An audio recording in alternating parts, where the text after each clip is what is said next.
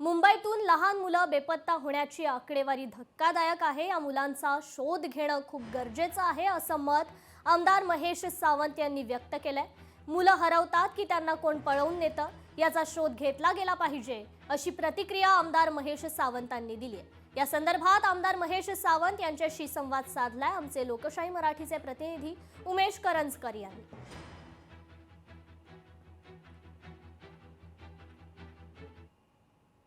आपल्यासोबत शिवसेनेचे आमदार महेश सावंत सर आहेत। सर, एक धक्कादायक आकडेवारी समोर येते, खास करून जर आपण पाहिलं लहान मुलाबाबत मुंबईमध्ये जवळपास रोज 5 ते 6 मुलं जी आहेत ती गायब होताना आपल्याला पाहायला मिळतात आणि त्यांचं कुठेही थांगपत्ता लागत नाहीये।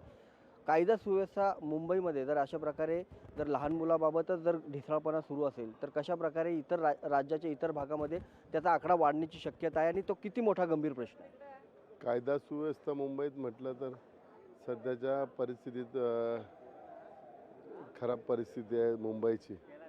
मुंबईमध्ये सत्ताधारी पक्षाचे आमदार एवढी दादागिरी करत असतात, त्यामुळे पोलिसांवरती एवढा दबाव आणतात कुठल्याही गोष्टीला। आता माझ्यावरती फायरिंग करूनसुद्धा समोरच्या व्यक्तीवरती अजूनपर्यंत कुठली ॲक्शन झाली नाही, फक्त रिव्हॉल्वर जप्त केली परंतु केस नाही घेतली, काय नाही। एवढा फायरिंग पोलीस स्टेशनच्या आवारात करूनसुद्धा त्याची दाद आम्ही विधानसभेत मागितला पण त्याच्यावरती अजूनपर्यंत प्रश्नाला उत्तर दिलेलं नाही।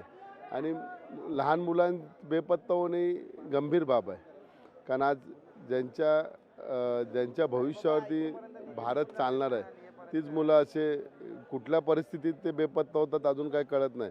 ते मानसिक तणावामध्ये होतात की कोण पळवून नेतो, याचा थांब तक्का राज्याचे गृहमंत्री आणि सध्याचे CM हे त्याच्यावरती तोडगा काढू शकतात।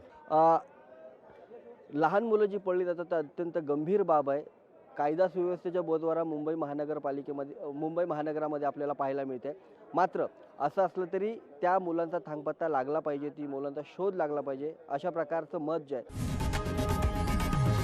लोकशाही मराठी ऐका, पहा, जागरूक रहा।